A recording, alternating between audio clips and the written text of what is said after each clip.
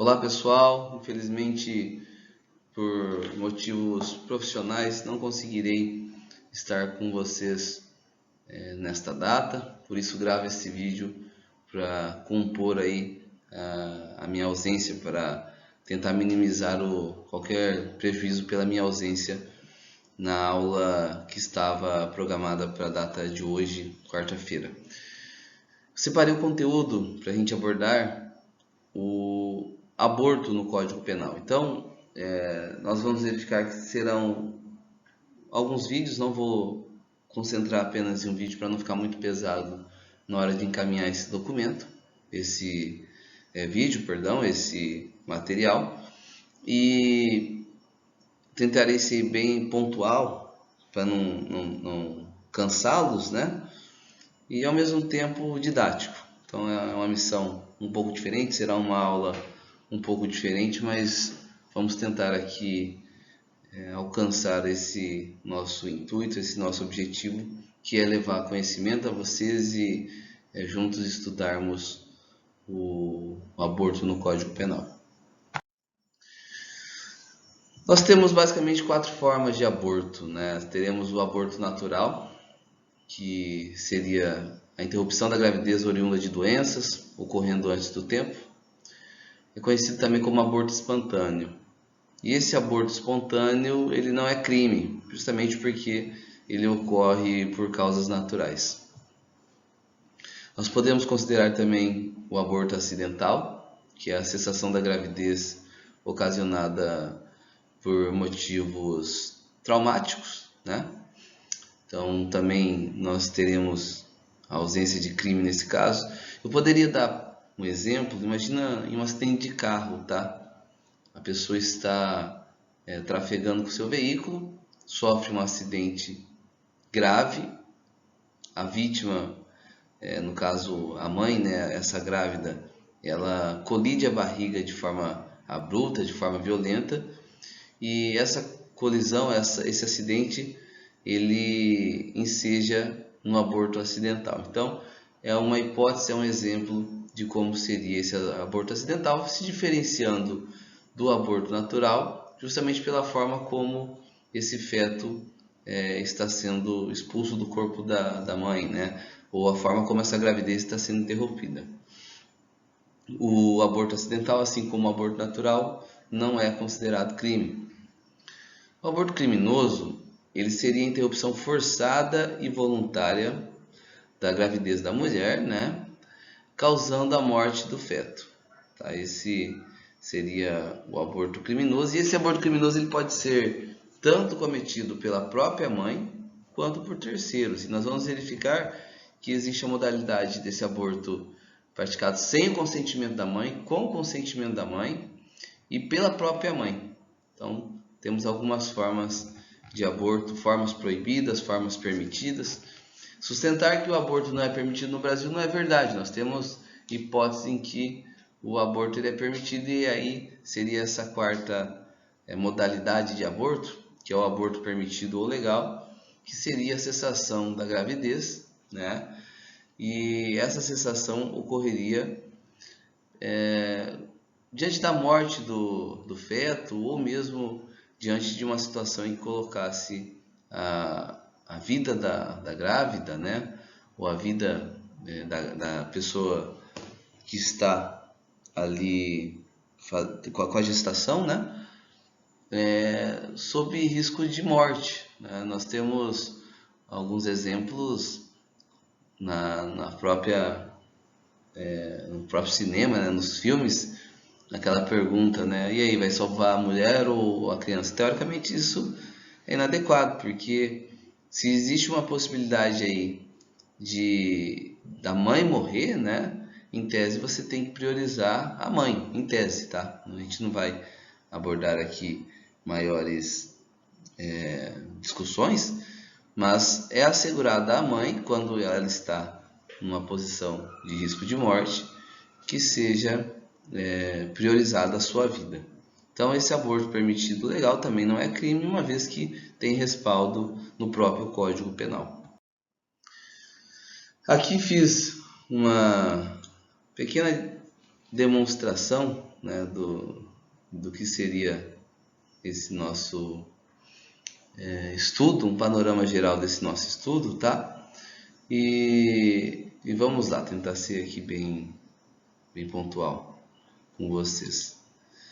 O, o aborto terapêutico ou necessário, ele visa salvar a vida da gestante e no Brasil não é crime, tá? Então nós temos lá um aborto legal. Lembrando, pessoal, só voltando um pouquinho. Aqui esse quadro que está colocado na tela são as hipóteses de abortos legais, tá?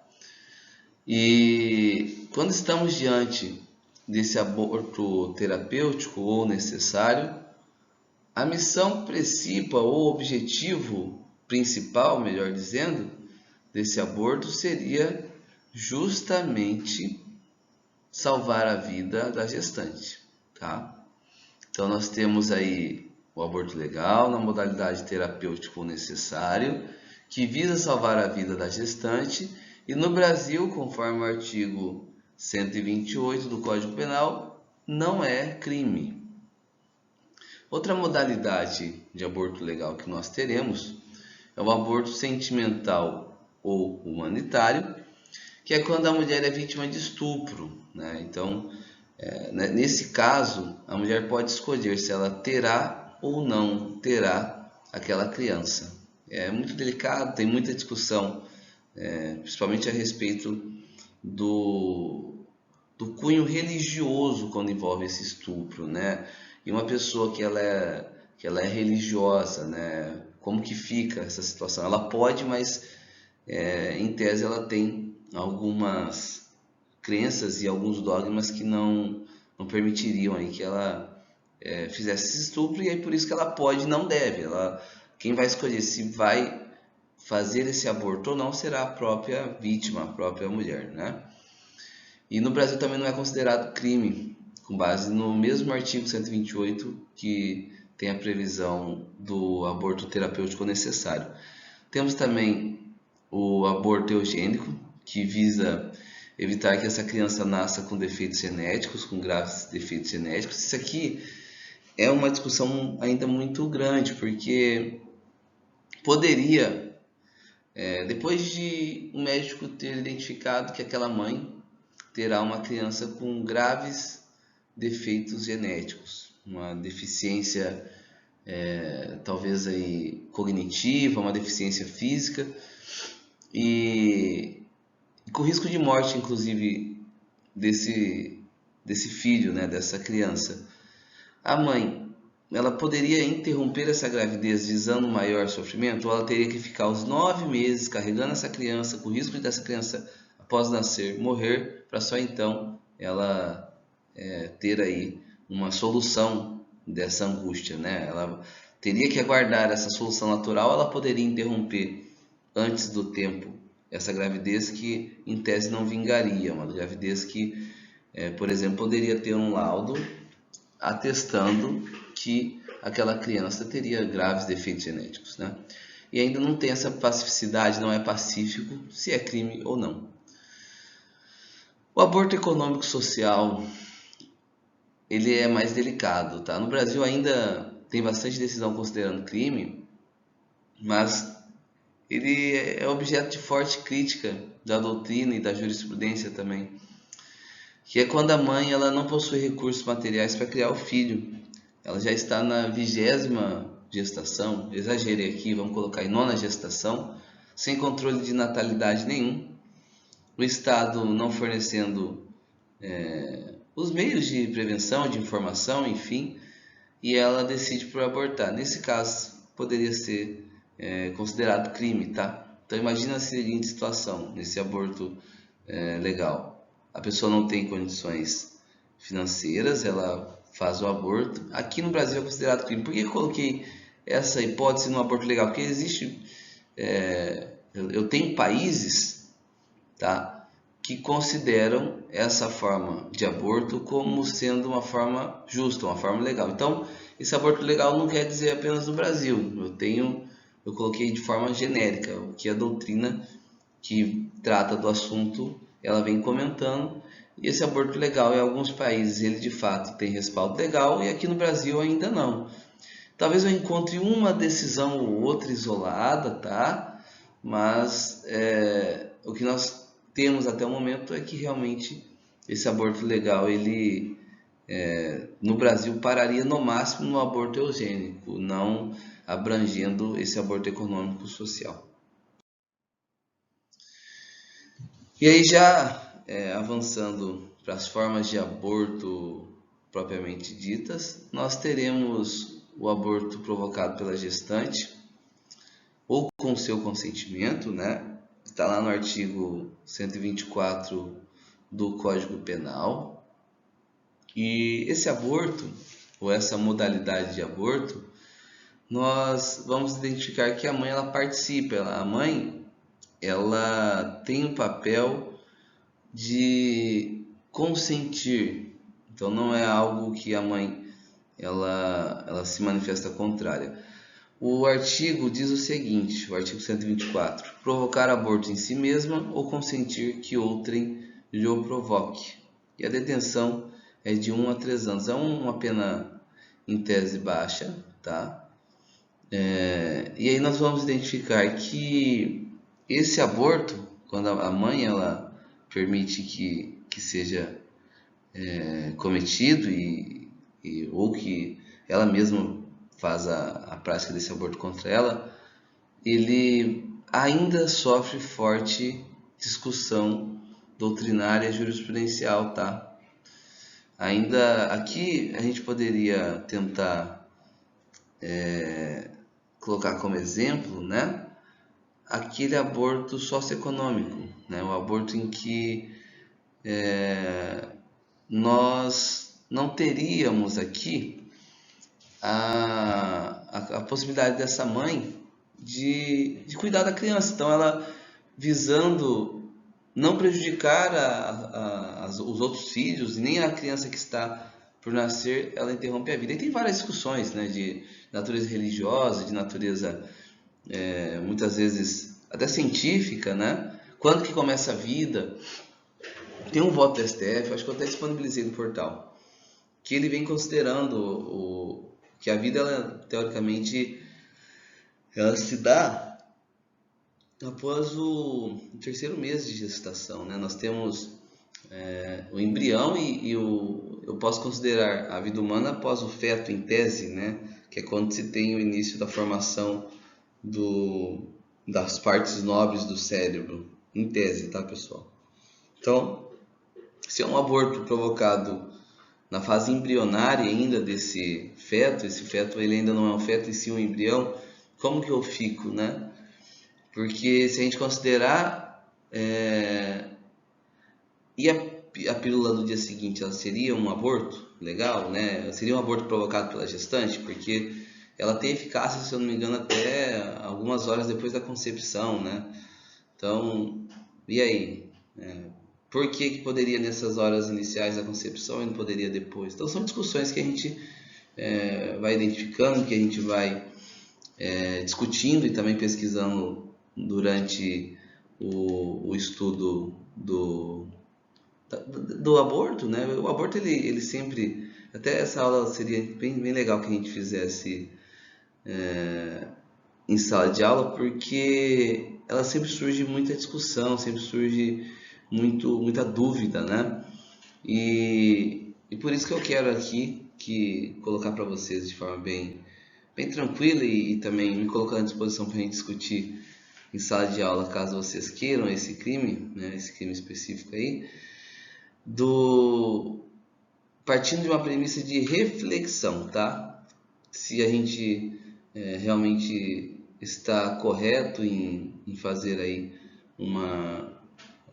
em punir essa mãe que faz esse aborto, se o Brasil está preparado para admitir esse aborto socioeconômico, né? São algumas reflexões que a gente talvez precise ter, né? E eu não tenho nenhum tipo de dificuldade de discutir com vocês e mesmo de de juntos a gente chegar até alguma conclusão. E aí eu já encerrando essa primeira abordagem desse aborto cometido pela gestante ou por ela consentido, eu questiono, esse crime ele é comum ou ele é próprio, né? Então, esse questionamento já fica de início colocado para vocês. E nós vamos ver que, na verdade, ele é um crime comum, porque ele admite que um terceiro faça esse aborto, né? Então, ele teoricamente não é um crime próprio, né? Ele não é um crime que tem a sua, eu diria, exigência de uma característica própria do sujeito ativo, né? E esse crime, ele na classificação doutrinária, nós vamos identificar algumas considerações a respeito dele, né? Eu vou, por exemplo, esse crime, qual é ele é o uni ou plurissubjetivo, né? Acho que essas ponderações são importantes. É um crime que ele é uni ou plurissubsistente. Então, eu quero, e aqui já deixo como exercício no meio da aula, né, para a gente poder, para a gente conseguir, na verdade, avançar legal e avançar de uma forma que dê aí aso àquele estudo anterior que a gente conseguiu fazer a respeito da classificação dos crimes, né? Não sei se vocês lembram dessa classificação dos crimes, perdão, feitas lá atrás, quando nós fizemos essa abordagem inicial da classificação dos crimes. Então, aqui o que eu gostaria que nós tivéssemos preparados é para olhar para esse crime do artigo 124 e fazermos juntos aí a sua classificação doutrinária. Eu deixo aqui vazio, tá? Nós vamos, para não bagunçar a cabeça de vocês, o que eu vou fazer? O que eu vou propor? Nós vamos abordar os outros crimes, tá? Nós vamos abordar aí os artigos subsequentes, e aí eu faço a classificação doutrinária de todos eles, porque são da mesma natureza, numa mesma abordagem, tá? Então peço aí esse slide vazio que vocês usem como exercício. Eu gostaria que agora vocês fizessem um teste, tá? Então o que a gente vai fazer? Você vai colocar o aborto, o artigo 124, e vai indicar quem que é o sujeito ativo, quem que é o sujeito passivo, qual que é o elemento subjetivo, objeto jurídico, objeto material, se ele é comum, se ele é próprio, se ele é uni ou plurissubjetivo, uni ou plurissubsistente, se ele é formal ou material. Faça essas indicações para a gente depois verificar se você acertou, tá? Eu vou dar aí mais 2 minutos, porque se esse vídeo estiver sendo reproduzido em sala de aula, em tese não dá para separado, então eu vou dar aí 2 minutos para a gente poder aí fazer essa indicação. Eu peço só que vocês não deixem de fazer, tá? Tentem aí, coloca sujeito ativo, sujeito passivo, né? E aquilo que a gente já fez no estudo da classificação doutrinária dos crimes, tá? Certo? Todos já fizeram, imagino que sim, né? Então, vamos avançar, tá? Aqui, o artigo 125, ele trata de uma forma, né, de uma hipótese de aborto diferente. Aqui nós estamos falando do aborto provocado por terceiro sem o consentimento da gestante. Está lá no artigo 125 do Código Penal. E eu já começo fazendo uma indicação importante, que isso lá no comecinho até foi citado por mim, sobre o início da vida, né? Quando que é o início da vida, né? Se seria com essa...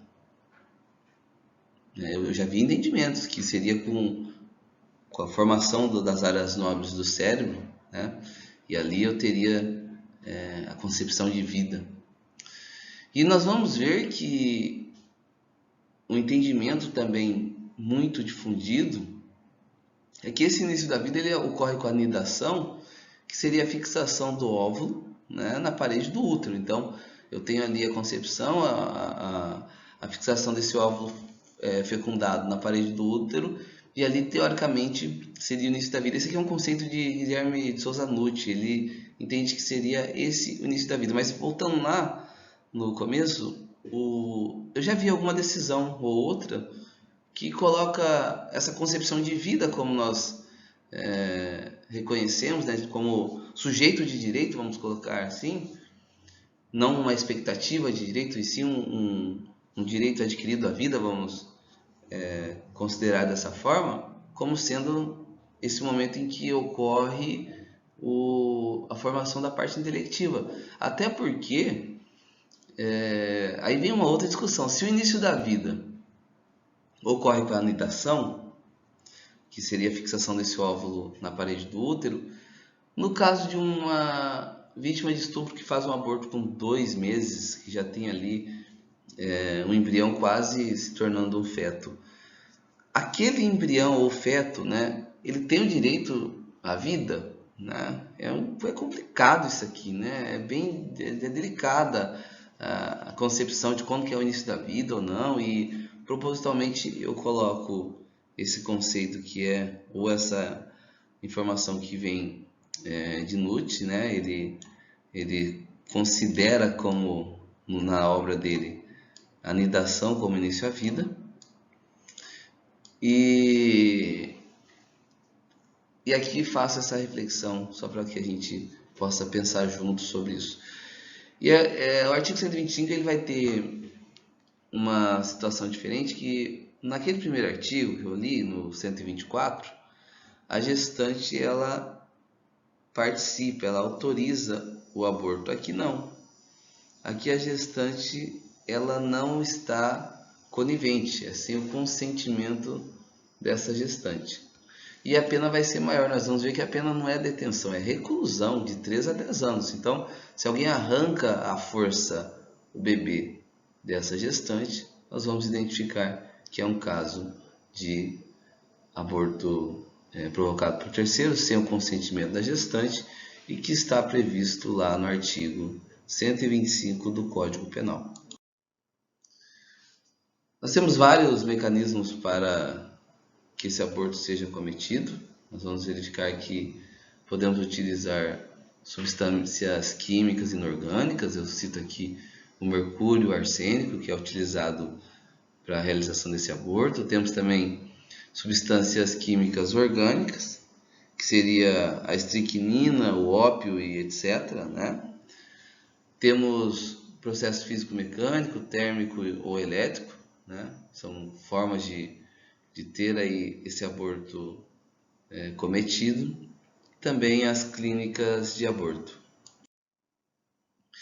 E mais uma vez peço aqui que vocês façam a classificação doutrinária desse crime de forma bem tranquila, não tenham medo de errar, coloquem aí para mim quem que é o sujeito ativo, o sujeito passivo, e lá no final a gente vai juntos fazer a abordagem disso aí, tá? Mesmo esquema que a gente fez no 124, a gente vai utilizar aqui no 125, tudo bem?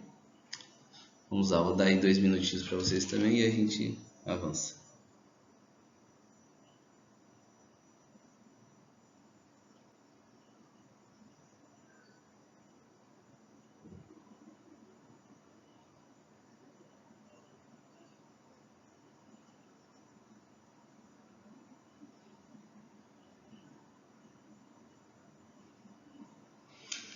Já fizeram? Podemos continuar? Nós tivemos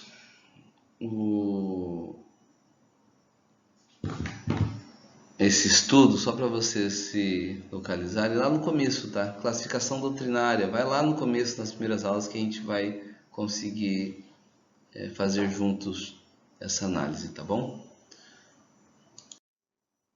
Aqui é o aborto provocado com o consentimento da gestante, tá? Então nós temos a gestante participando desse crime. A gestante ela consente com o crime, diferentemente da forma anterior em que ela não consente com o crime. Aqui ela permite que seja cometido nela esse aborto, e é diferente lá do artigo 124, tá? Não sei se vocês lembram, o artigo 124 ele fala provocar ou permitir que seja provocado, né? E aqui no 126 ela permite que outra pessoa faça aí o aborto nela. Eu vou fazer aqui a leitura do que está estabelecido no Código Penal: provocar aborto com o consentimento da gestante. Então, em uma posição, em uma figura, é a gestante que seria o autor do crime, ou a autora, perdão, do crime, tá? Na outra posição, ou no outro crime, é uma pessoa que não a gestante que provoca nela esse crime. Deixa eu ver se eu consigo ser um pouquinho mais claro. O artigo 126, ele fazendo aqui só uma alusão, ou uma comparação, melhor dizendo, com o 124, no 124 diz o seguinte: provocar aborto em si mesmo ou consentir que outro lhe provoque. Beleza. Esse é o entendimento do artigo 124. E no 126 diz o seguinte: provocar o aborto com o consentimento da gestante. Então, no 124 a gestante está permitindo que o aborto seja cometido nela. No 126, alguém está praticando o aborto que lá no 124 a gestante permitiu. Então, se a gestante ela praticar o 124, quem fizer o aborto nela, em tese, comete o 126. Entenderam? No 124, então, a gestante ela provoca em si ou permite que outra pessoa lhe provoque o aborto. E no 126 é a pessoa que faz esse aborto com o consentimento da gestante. Nós temos aqui algumas causas especiais de aumento de pena, né? O artigo 127 ele diz que as penas combinadas nos dois artigos anteriores, então 126 e 125, são aumentadas de 1/3 se, em consequência do aborto ou dos meios empregados para provocá-lo, a gestante sofre lesão corporal de natureza grave, e são duplicadas se por qualquer dessas causas lhe sobrevém a morte. Então, se a gestante morrer numa clínica clandestina de aborto, a gente vai aplicar esse artigo 127, tá? Não se pune o aborto praticado por médico quando for necessário ou resultante de estupro, a gente já falou lá atrás, tá? E por fim, e já vou discutir isso no próximo slide, como que fica o caso do feto anencefálico, né? Ou o feto que não tem cérebro? Onde eu encaixo essa forma de aborto? Eu posso abortar um feto que não tem cérebro? Eu tenho o exame, eu tenho lá o reconhecimento pelo médico, eu tenho a demonstração por laudos que comprovam essa situação, mas eu posso aplicar aí eu diria, analogia, né, para tirar a ilicitude desse aborto causado no feto anencefálico. Então, eu encerro essa primeira parte, já teremos outro vídeo agora em seguida, tá? Para que a gente faça essa reflexão.